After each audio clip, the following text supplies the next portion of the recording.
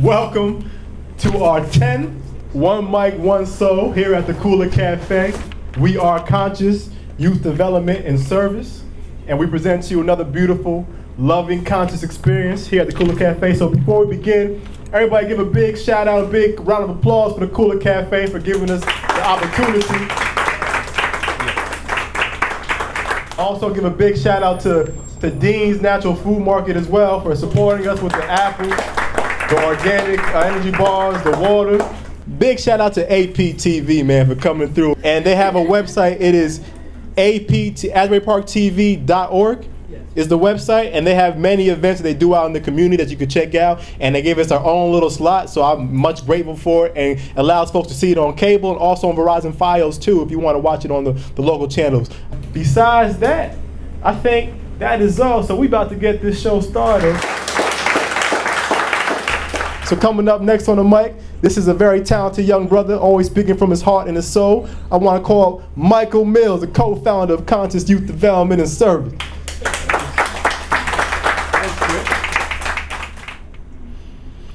I speak to you out of love, but this is not a love story.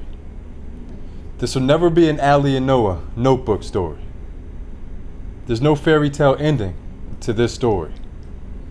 This is a war story, a thousands of children in the path of drone story, a father's collect call to his daughter from a prison phone story, a he came out, now he can't go home story, a young woman's finding comfort in a man's grown story, a young man's finding love and family in a gang story. An America home of the brave story, but we are homeless on the street, so all they can do is be brave story. Because there is no home when inequality and injustice can roam story. I started writing poetry at a very young age. I don't know if I can give you an exact date. Maybe it was definitely in grammar school. So middle school I started writing poetry, and it's helped me. You know, that's been my outlet. And these next lines are for the politicians and leaders that have built promises on mountains of lies. From Baltimore to Haiti to Palestine, we hear the echoes of revolutionary cries. When I feel something coming up to my mind, I just write it down. It starts with a line or two lines. Then I look at those lines a little bit later, and I finish a poem because it's something that's constantly going on in my mind, and I need to write my thoughts down. We are witness to democracy's demise. We the oppressed, our energy cannot be suppressed, but like the words of Maya Angelou's soul, we rise. If you don't nourish your body, how can you develop your mind? And if you're lost in your mind, how can you discover your soul? You know, it could be about wars, it could be about things that are going on, injustices in our country, but it's that voice. I like to be that voice that helps others who are voiceless. No, this is not a love story. This is a survival story, a let my compassion heal and revive you story, a single mother's overnight shift straight into a 9-to-5 story, a father's second chance home to provide story, a peace sequel to break racial divide story, a we the people, through the divine, built uniquely equal story. No, this is not my story. This is our story. Thank you. My emotions inspire my poetry like 100%. I started writing, I want to say, when I was 7 or 8 years old. I had so much built inside of me. I'm not sure if you were inside when I just did one of my last poems about like my actual life and sharing it with them, but I just didn't know how to get it out. I didn't know what shit, like I had nobody to talk to. I felt like I didn't have anyone to talk to, so all I had was the paper. When I was a baby, I cried this tear for my baba. When I was 5, I cried this tear for my mama. At 6, I cried for my daddy to save me from his vicious wife. At 7, I cried because of the secret games daddy put in my life. When I was 8, I cried this tear for my aunt's tender loving care. Age 9, I always cried wondering why my parents weren't there. At 10, I found out the games daddy made me play were wrong. So I told my aunt and watched her cry while I had to stay strong. When I first started writing, it was everything in here, and it was everything that I wanted to get out into the world, but not really out into the world because I didn't want people close to me knowing. My dad specifically told me that I couldn't tell anyone our secrets, but my moral compass wouldn't allow me to keep it. Age 11, my mom came knocking at my door. I started thinking, like, I've been through enough, I didn't need more. She left me before, why should I think she wouldn't do it again? Uncontrollable tears formed because I held hatred for her that went deeper than my soul within. She gave me up, so now I'm doing the same. This is life, but it seems like a vicious game. At age 12, dreams of daddy touching me crept up at night. Remembering the bruises his wife gave me brought fright. One of the ways I kept from coming home was going to the library. So I just read a lot, and I got into, like, I guess kid books at first, but then my mind started expanding. I wanted to read more. I didn't want to read about, I guess, I don't know, like playing outside with my friends and stuff. I wanted to read deeper things, and then I stumbled across a poetry book. I'm not sure which it was, because I've read quite a few now, but I was like, wow, this is a great release. At age 14, I got a tissue and dried my eyes, overpowering all the hurt, hatred, deceit, and lies. My mentality at 15 changed from I'm not much at all to I can do whatever I want. Since then, I've held my head high, and my beauty I flaunt. Now 16 years old, I've got my head on straight, focusing on what lies ahead. Gotta keep pushing through, paying no mind to who's doubting me or anything else said. And that was that.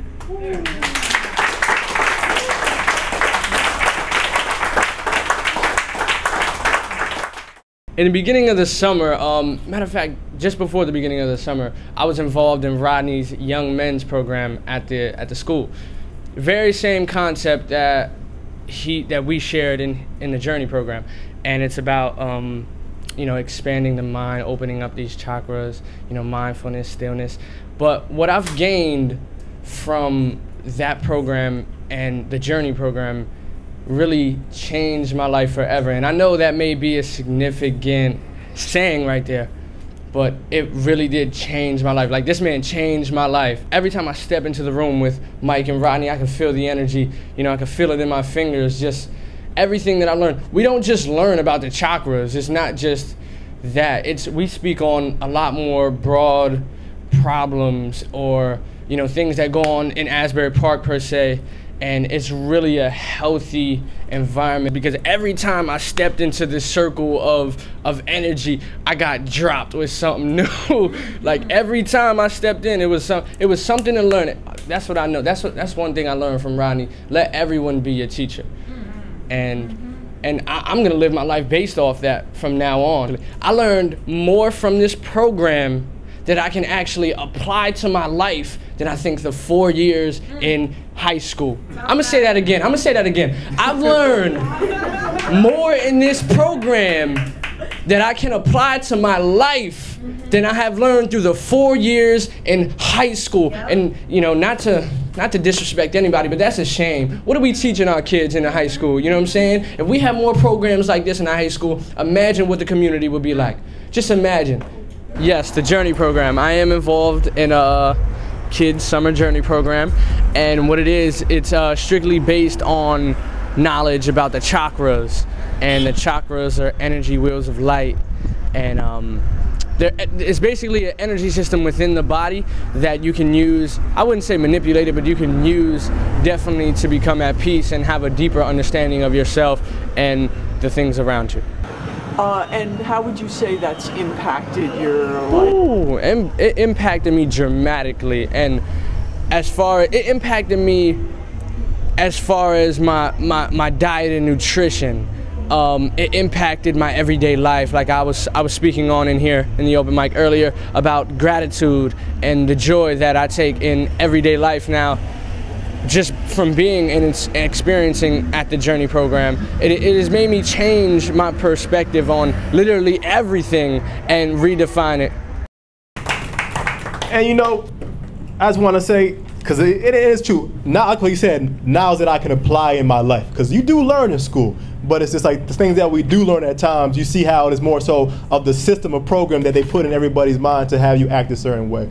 And it's realizing that things are changing, and it's just realizing that, and you know, we have a new superintendent in the community now, so how things might evolve in a different pattern, but realizing that things need to change at all different levels, because it can't just be the school, it can't just be the church, it can't just be the mothers and fathers at home trying to raise a kid. It has to be a complete community coming together and figuring out ways to make things work as one. And I think Sal did a great job of expressing what I was trying to say, but it wouldn't mean as much coming from me in that regard though. But we're really trying to give kids tools that they're not gonna need me anymore. When they leave our program, hopefully when you walk in these streets, you can apply the knowledge that you've learned in your every single day-to-day situations and learn from all of your experiences to grow and make you a better person. And this is just our pilot program. So we're trying to build off of this and continue to move forward, but the goal is to get this out to the youth, to the kids at elementary school, middle school, high school, college, and really give them all the seeds that they need to nourish themselves at a greater level. So thank you, Brother Sal.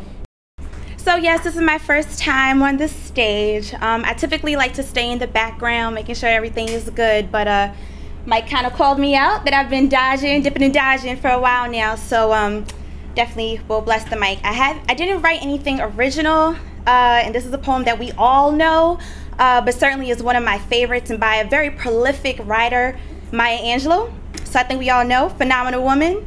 Hopefully I can give it some justice. I performed it before, so let's see. All right.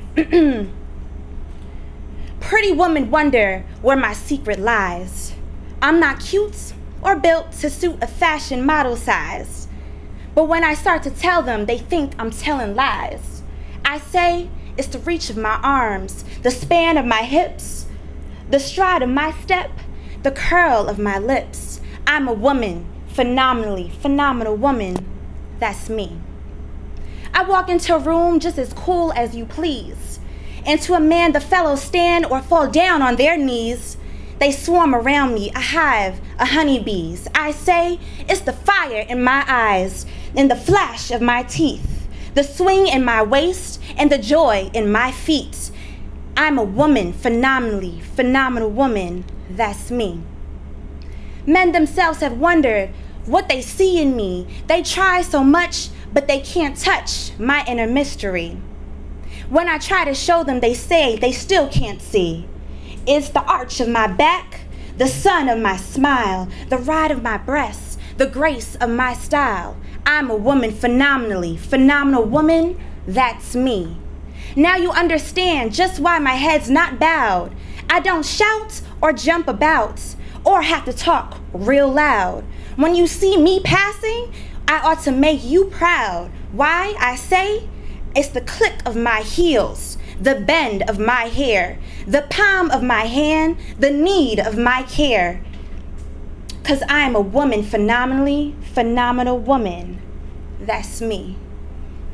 So yes, I love that poem. It is to my ladies. I think that just more so than ever before, it's so important for women to realize the worth that we have. There are so many constant attacks on our femininity and our womanhood. We are in relationships that we are being abused, verbally, physically, emotionally. We are hearing music that is defaming our names. So much is happening, and I say to women, if that man is not loving you right, you don't have to stay. Go. There's gonna be somebody else there that's gonna love you just the way that you wanna be loved. I say to you, if you're hearing a song on the radio that's calling you out your name or telling you to drop it down like it's hot and that's not what you do, turn the radio station. There's something better for you. Surround yourself with positivity and consciousness and realize your worth, because that is when everyone is going to see that. So for all the young men, realize that every young woman that you may see, even if she doesn't value her own self, you value her and you see her as the phenomenal woman, because that young woman, she's somebody's daughter. She's potentially somebody's mother, somebody's aunt, and you would not want that to be the way that you treat somebody within your family, correct?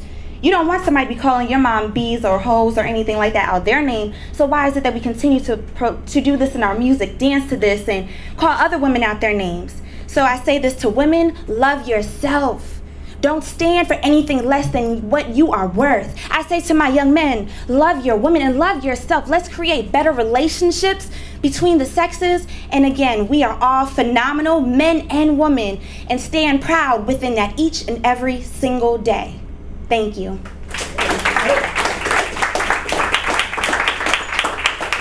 I got a little story, and I shared this with my baby the other day. Okay, it's a little story, okay. So there's this woman, okay, she just had a brand new beautiful child, baby boy, and it brought so much joy, so much love, so much peace into her heart. And every morning she would wake up, she would hug and kiss and love the baby boy, and every night he would go to bed, she would hug and kiss this baby boy as well. Until one morning she woke up and this baby boy was no longer breathing. And it was a moment that just destroyed and ripped apart her heart and her soul. Being devastated, she did not know what to do. She had a TV on and she saw that a very deep spiritual man, a deep healer, was coming into town, and he is known for healing all over the world. So she thought maybe, just maybe, this healer could do something for my child. So when this woman, she ran immediately to this man's house to see if he could do something for her. Knowing that this man has healed many sick people before, he was like, I've never brought someone back from the dead. But seeing the pain and hurt on this woman's face, he was like, I have to do something. So the man told the lady, I can help you with your situation. All you must do are two things. I want you to go find 6 mustard seeds, okay, from somebody's home within the city. And when you find those mustard seeds, it has to be from a home, from a family that has never lost anybody before. She was like, okay, yes. Finally, there's something I could do. I'm gonna get these seeds. I'm gonna find some way to bring my child back to life. So she goes into the city, she knocks on the first person's door and she asks, do you have 6 mustard seeds? I really needed to help heal my child and bring it back to life. And they're like, yes, sure, of course I have these mustard seeds. But wait, have you lost anybody significant in your life before? And the lady was like, oh, I'm sorry. So she said, I can't help you. She goes to the next person's house, asks for the 6 mustard seeds. And of course they have some, but there's like, she asked them, have you lost anybody significantly close in your life before? And she's like, yes, I lost my father about a year ago. Goes to the next house and the next house. I lost my brother. I lost my sister. I lost my aunt. I lost my uncle. Until she gets to everybody's house in the village, she finally came to a realization that there's nobody on this earth that has not gone through the pain that she's felt and experienced in her life. And when she returned to that spiritual man and talked to her, she was not purely healed, but she had a deeper level of acceptance. And that was the lesson that this man was trying to teach to this young woman during her times of passage. And I say that story because I was planning to say this before I even heard the story, but I knew it comes together. I guess it's why you're here today, because you're supposed to hear this message. But one truth that we must all realize from the very beginning is we live in a world of impermanence. Yes. Meaning that nothing you see in this physical reality is gonna last forever. Everybody that you come into contact with in your life is not gonna be there forever. So it's about realizing, how do we enjoy the moments that we have with the folks around us? How do we help minimize our suffering? Because majority of suffering, almost all the suffering we go through is self-inflicted. We could go through the same experiences, but all the matter of how we handle it right here and right here is going to determine how this makes our life move forward. Because we're all gonna have tests. We're all gonna have down moments and we're all gonna have up moments. But how we handle those moments are going to determine how we move through this life and give us the understanding of what we need to do to continue to move forward. And I say that because that is what we're trying to do with kids. That is our mission, that is our goal, to help you understand the reality of things, that nothing's gonna last forever. But that's why it's so important to enjoy the good times and the bad times, to take them as one and continue to remain balanced, to remain grounded, to have an ambition and drive, to have a heart of compassion, expressing your true self, for then you can have the vision to know how you have to navigate through. Because we all have a gift and we all have a talent. And I hope that that story touched just an inkling of your heart to help you grow. And that is all I wanted to share with you guys today. And I hope you enjoy my little story. So thank you all.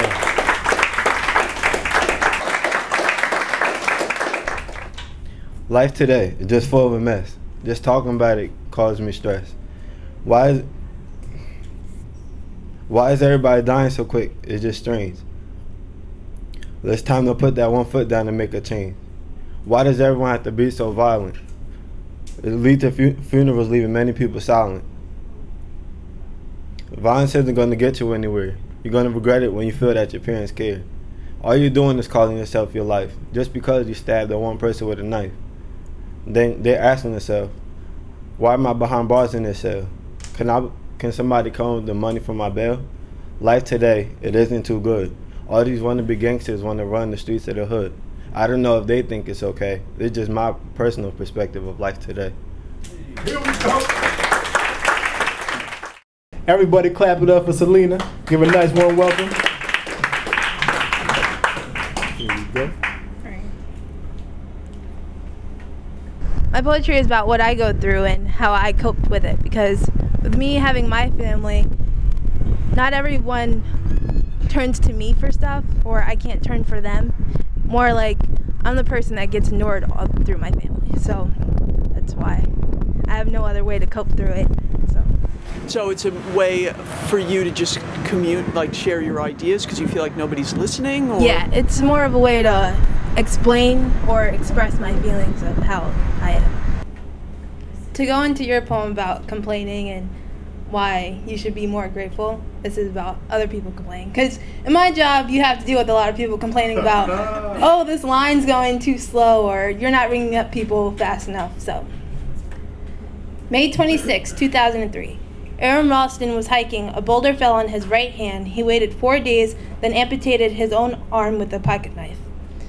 New Year's Eve, a woman was bungee jumping in Zimbabwe. The cord broke. She fell into a river, had to swim back onto land, in crocodile-infested waters with a broken collarbone. Claire Champlin was smacked in the face by a 5-pound watermelon propelled by a slingshot. Matthew Robus was hit by a javelin. David Driegel was punched in the mouth by a kangaroo. The most amazing part about these stories is when they were asked about their experience, they smiled and shrugged their shoulders and said, well, I guess it could have been worse.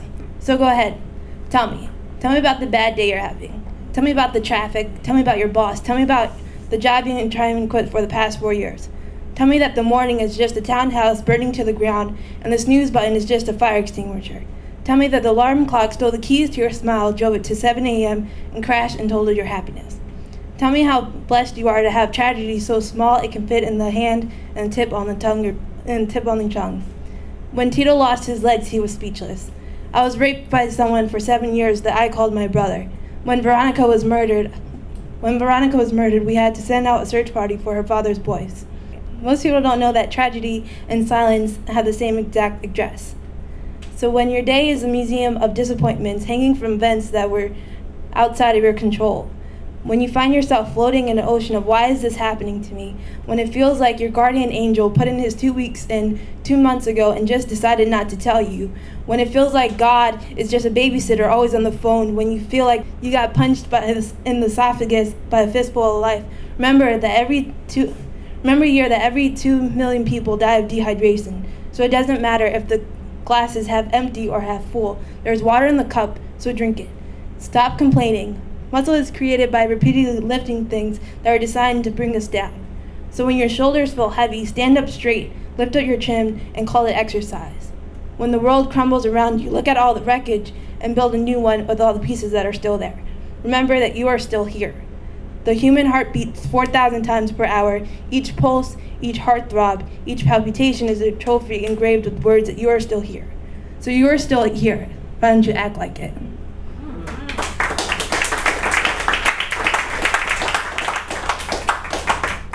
Like we were saying earlier, be grateful for what you got out here. Everybody clap it one more time for Selena. Giving us some love. Giving us some love. I'm looking around the room.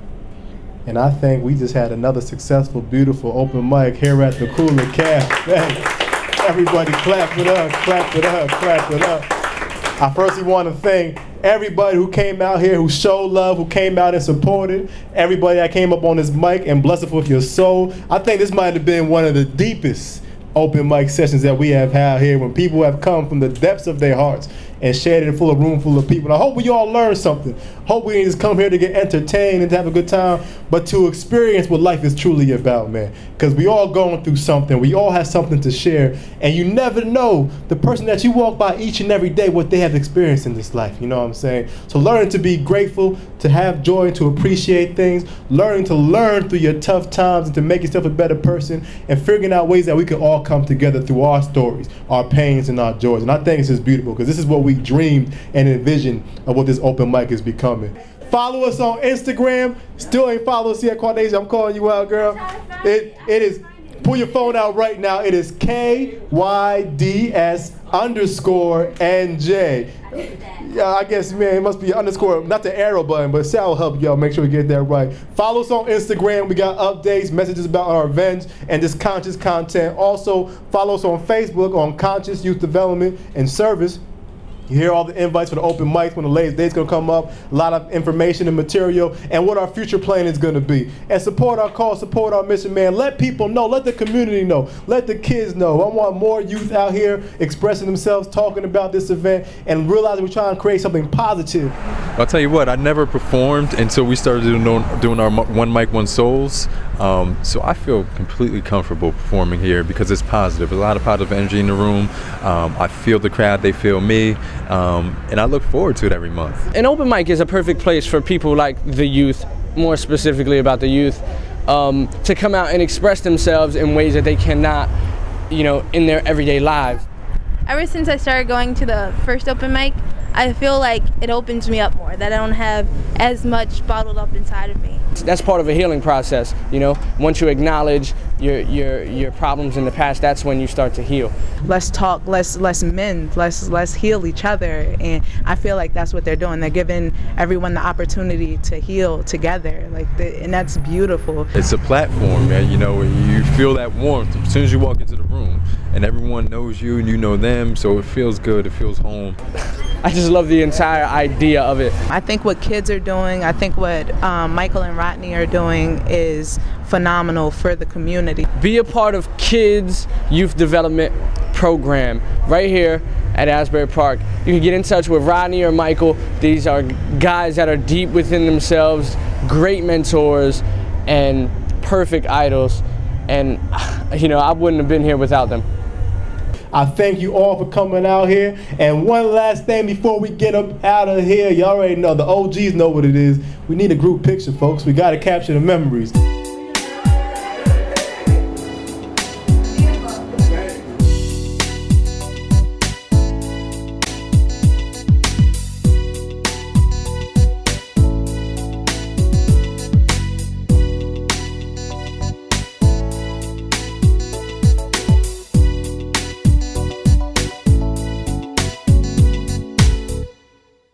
I'm Ronnie Solomon. I'm Michael Mills. We're at Kula Cafe. And you're watching APTV.